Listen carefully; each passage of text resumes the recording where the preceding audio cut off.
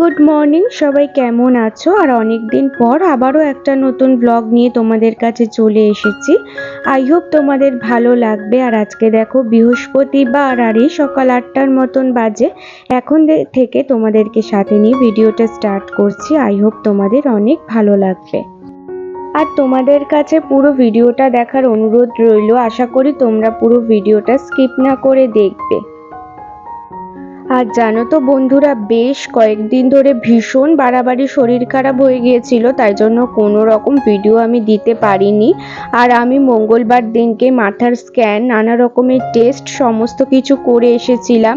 রবিবারে তোমরা দেখেছো ভিডিওটায় মায়ের স্নানের অনেক কিছু জামা কাপড় কিনতে গিয়েছিলাম। তারপরে সোমবার থেকে এত বাড়াবাড়ি শরীর খারাপ হয়ে গেল যে সঙ্গে সঙ্গে মঙ্গলবার দিনকে সমস্ত টেস্ট করেছি। মামুনি এসেছিল, মামুনি মা আর বাপি নিয়ে গেছিল সমস্ত টেস্ট করাতে। তো সৌম্য একদম বাইরে কাজে গেছিল, তাই জন্য এখানে ছিল না, ওই জন্য সাথে যেতে পারেনি। তাই জন্য মামুনির সাথে গিয়েছিল আমার। তো দেখো আলু ফুলকপি ভাজা করছি সকালের টিফিনের জন্য। প্রথমে আমি ডিম ভাজা রুটি খেয়ে নিয়েছিলাম, আর আলু ফুলকপি ভাজা করছি, দুপুরেরও হয়ে যাবে আর সবাই টিফিনও করবে সেই জন্য। আর আমাকে একদম সকাল সকাল টিফিনটা করে নিতে বলেছে, তারপরে সমস্ত ওষুধ খেতে পারবো। আর এইটা দেখো সরস্বতী পুজোর দিনকে মুম্মুকে সাজিয়ে দিয়েছিলাম বুধবার দিনকে, সেইটুকুনি ভিডিওটা তোমাদেরকে এই ভিডিওর মধ্যে শেয়ার করে দিচ্ছি। এত সুন্দর লাগছিল ওকে দেখতে, আর কিরকম কোণের মতন বসে সাজছিল। আর সৌম্য আর আমি দুদিকে ওকে সাজাচ্ছিলাম, ভীষণ মিষ্টি লাগছিল। পুরো লুকটা তোমাদেরকে দেখাচ্ছি, দেখো এই যে কত মিষ্টি একটা মনে হচ্ছে বৌমা। তো দুটো কমেন্টের আমি রিপ্লাই করি। জন আইডি থেকে এক বন্ধু আমাকে বলেছে, ma'am super, please upload more cleaning blogs. Okay dear, তো আমি অনেক ক্লিনিং ব্লগস তোমাদের সাথে শেয়ার করব যখন তোমার ভালো লাগছে। আর সুস্মিতা চৌধুরী আইডি থেকে বোন আমাকে বলেছিল কি করে স্নানের পরে টাওয়াল র্যাপ করে চুলের মধ্যে সমস্ত কাজকর্ম করা যায়, সেটাই তোমাকে আজকে রিকোয়েস্টেড ভিডিওটা শেয়ার করছি। তো দেখো এইরকম চুলটার মধ্যে টাওয়ালটা র্যাপ করছি। আমার কাছে ছোট হেয়ার টাওয়াল নেই, তাই জন্য আমি বড় টাওয়ালের মধ্যেই চুলটা র্যাপ করছি। তো এরকম টুইস্ট করে নিলাম, সামনে চুলগুলো সব এনে টুইস্ট করে এরকম ঘুরিয়ে ঘুরিয়ে তারপরে পেছন দিকে নিয়ে রেখে দেবো। তো এইরকম ভাবেও তুমি রাখতে পারো, খুবই কমফোর্টেবল ভাবে থাকবে, আর চুলটাও ভীষণ জল ঝরে যাবে আর কি। আবার দেখো টুইস্ট করে আরেকটুখানি এইরকম টাওয়ালের নিচটাতেও ঢুকিয়ে দিতে পারো, তাতেও তোমার কোনো অসুবিধা হবে না। এইভাবেও তুমি কমফোর্টেবল ভাবে কাজকর্ম করতে পারবে, আর চুলের জলটাও সমস্তভাবে শুকিয়ে যাবে। তো এই যে দেখো ভীষণই কমফোর্টেবল আছি, খুলে যাওয়ারও কোনো রকম টেনশন নেই। আর চুলের নিচে যে জলটা থাকে সেইটাও ভালোভাবে শুষে নেয় এই টাওয়ালের মধ্যে। তো এই যে মাথা নাড়াচ্ছি দেখো, তাতেও কোনো রকম খুলে যাবে না। তো একটু স্কিন কেয়ার করে নেব স্নানের পরে। এই যে রোজ টোনারটা আমি লাগিয়ে নিচ্ছি মুখের মধ্যে। আর এটা কাশ্মীর থেকে বাপিমা এনেছিল, সেটা তো তোমরা জানোই, এখানেও রয়েছে একটা, তাই জন্য এটা মুখের মধ্যে লাগিয়ে নিলাম। এরপরে বেশি প্রোডাক্ট আমি কিছু ইউজ করি না। তো এই যে এটা শুকিয়ে গেলে, এখন বেশ গরম পড়ে গেছে, এখন আর ময়শ্চারাইজার লাগাতে পারবো না মুখের মধ্যে, তাই জন্য এই যে পন্ডস হোয়াইট বিউটিটা একটু মুখের মধ্যে লাগিয়ে নিচ্ছি, যে এটা তেলা তেলা ভাব থাকে না এটা লাগালে। আর আমার স্কিনটা যেহেতু অয়েলি, সেই জন্য ময়শ্চারাইজার কোনোভাবে আর এখন আমার মুখে লাগানো চলবে না। তো এই যে মুখের মধ্যে এটা আমি ভালো মতন অ্যাপ্লাই করে নিচ্ছি। আশা করি তুমি দেখতে পাচ্ছ সুস্মিতা, আর তোমার ব্লগটা ভালো লাগবে। তুমি প্লিজ আমাকে কমেন্ট করে জানিও যে তোমার কোনো রকম হেল্প হলো কিনা, আর তোমার যদি কোনো কোয়ারিজ থাকে তাহলেও তুমি আমাকে কমেন্ট করতে পারো। তো ঠোঁটে দেখো এই লিপ বামটাও লাগিয়ে নিচ্ছি, ভীষণ পরিমাণে ঠোঁট ফাটছে, আর জ্বর হওয়ার পর থেকে আরও বেশি যেন ঠোঁটটা ফাটছে। যতই রাতে বেশি বেশি করে বোরোলিন লাগাই না কেন, দেখছি সকালে উঠে ঠোঁটটা ঠিকই ফেটে যাচ্ছে। তো এই যে ঠোঁটটা একটু লিপ বাম লাগিয়ে নিলাম, ব্যাস এই যে এটাই আমার স্কিন কেয়ার রুটিন। আর একটু সিঁদুর পরে নেব।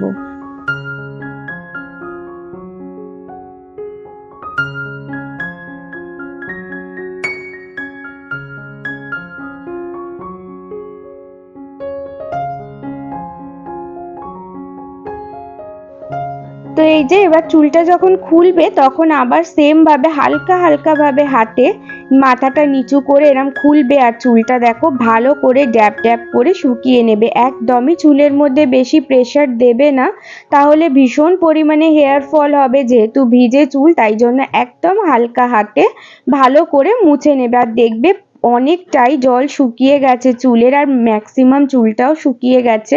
আর একটু খুলে রাখলেই চুলটা বেশ শুকিয়ে যাবে। তোমাকে আমি আরেকবার দেখিয়ে দিচ্ছি কিভাবে র্যাপ করা যায়। এই দেখো এরকম ভাবে টুইস্ট করলাম, প্রথমে বাদিক থেকে ডান দিকে টুইস্ট করে করে নিচের দিকে নিয়ে এলাম, নিয়ে এসে এই যে পিছনে রেখে দিলাম।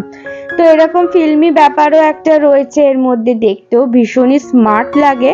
আর এরম ভাবেও রাখা যায়, খুব একটাও আমরা এরকম ভাবে রাখি না, কিন্তু তুমি যদি রাখতে চাও তাহলে রাখতে পারো। তো এই যে এরকম ভাবে করে তুমি সমস্ত কাজ করে নিতে পারবে।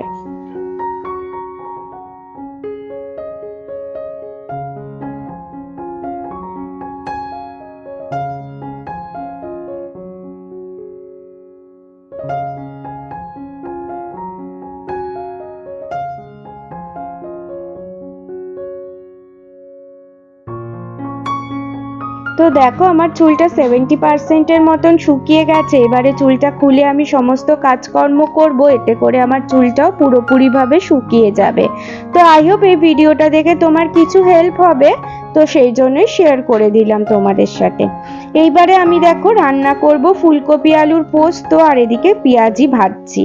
তো আমি তোমাদের কিছু মনের ভাবনা হতে পারে সেইটাই তোমাদেরকে একটু ক্লিয়ার করে দিতে চাই।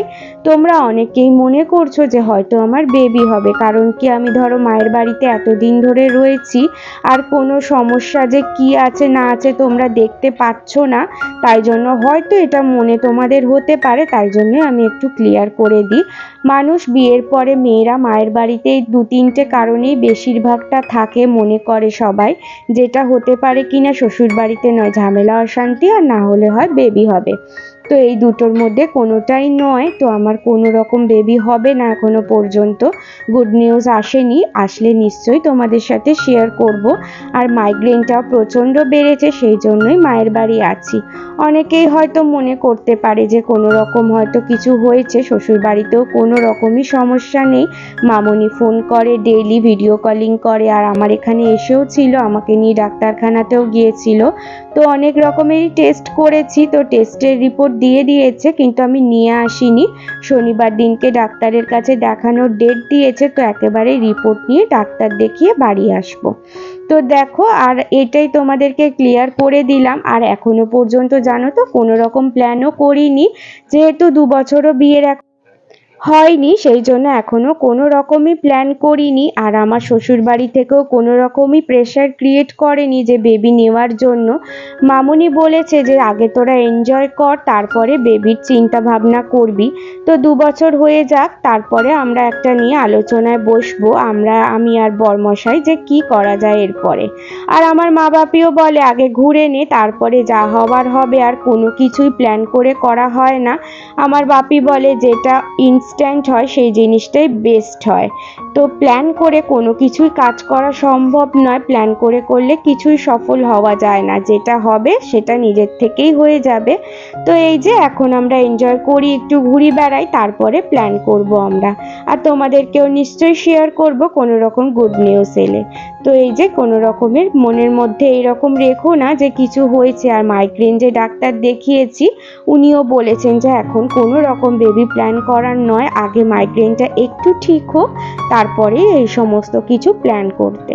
তো এই যে দেখো ফুলকপি আলু পোস্তটা আমি কিভাবে রান্না করছি। প্রথমে আলুটা ভেজে নিয়েছি, আর ওই কড়াইতেও ফুলকপিটা ভেজে নিয়েছিলাম।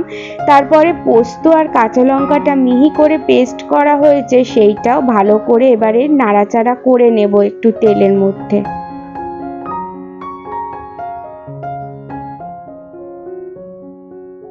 তো আর এই যে দেখো মিক্সার মেশিনে না অনেকটাই পোস্ত গায়ে লেগেছিল, তাই জন্য সামান্য জল দিয়ে ভালো করে একটু মুছে নিয়ে নিচ্ছি। আর এই যে ঢাকনাতেও অনেকটা পোস্ত ছিল, সেইটাও ভালো করে পরিষ্কার করে নিয়ে নিচ্ছি, তাহলে অনেকটা পরিমাণে পোস্তটা হয়ে যাবে। তো এবারে ভালো করে নাড়াচাড়া করে কষিয়ে নেব, এই জন্য কাঁচা পোস্তের একটা গন্ধ থাকে, সেইটা চলে যাবে ভালো করে কষিয়ে নিলে। আর জানো তো, অনেকেই মনে করে বিয়ে হয়ে যাবার পরে মায়ের বাড়ি মনে হয় বেশি দিন থাকা উচিত না, কিন্তু কেন বলে সেটা আমি জানি না। মায়ের বাড়িতে মানে নিজেরই বাড়ি, তো নিজের বাড়িতে থাকবো না সেটা কখনো হয় না। আর তারপরে এই রকমও নয় আমাদের বাড়িতে যে দাদা বৌদি আছে তাদের কোনো রকম প্রবলেম ক্রিয়েট হচ্ছে আমরা থাকলে, সেই রকমও নয় আমাদের বাড়িতে।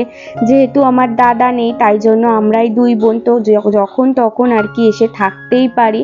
কারোরই কোনো রকম মনের মধ্যে আসাটা এটা উচিত না, মা বাবাকে দেখাটাও কর্তব্য আমাদের। তো তাই জন্য যখন মা বাপই অসুস্থ হয় তখনও এসে থাকি, আর যখন নিজেরাও অসুস্থ হই তখনও এসে থাকি। তো এই যে দেখো, পোস্তটা ভালো মতন করে কষিয়ে নিয়েছি। এরপরে কি করছি, ওই মিক্সিং জারের মধ্যে একটু হলুদ, সামান্য লঙ্কার গুঁড়ো আর নুন দিয়ে একেবারে মিক্স করে রেখেছিলাম সেই মশলাটাও এর মধ্যে দিয়ে দিচ্ছি। তো একটু অন্যরকম ভাবেই পোস্তটা আজকে বানাচ্ছি, আই হোপ খেতে খুব ভালো হবে। তো এই যে দেখো, এবারে মশলাটাও ভালো করে কষিয়ে নেব যাতে হলুদের গন্ধটা কোনো রকম না থাকে। তো তারপরে আলু আর ফুলকপিটাও দিয়ে দিচ্ছি, এরপরেও একটু ভালো মতন কষাবো, দিয়ে সামান্য জল দেব, দিয়ে চাপা দিয়ে দেব সিদ্ধ হওয়ার জন্য আলুটা।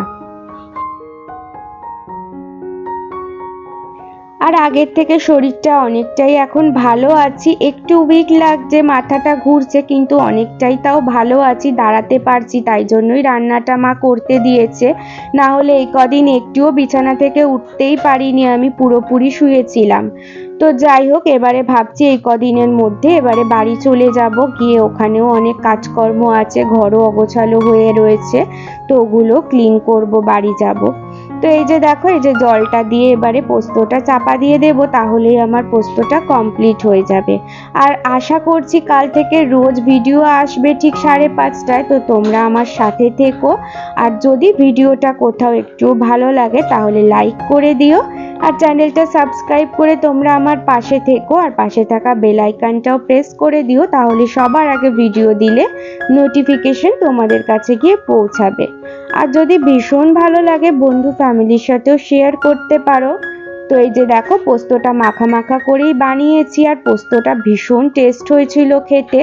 আমার কমপ্লিট হয়ে গেছে রান্না। তো আজকের ভিডিওটা এখানেই শেষ করলাম, আবার আসবো কালকে নতুন কোনো ভিডিও নিয়ে।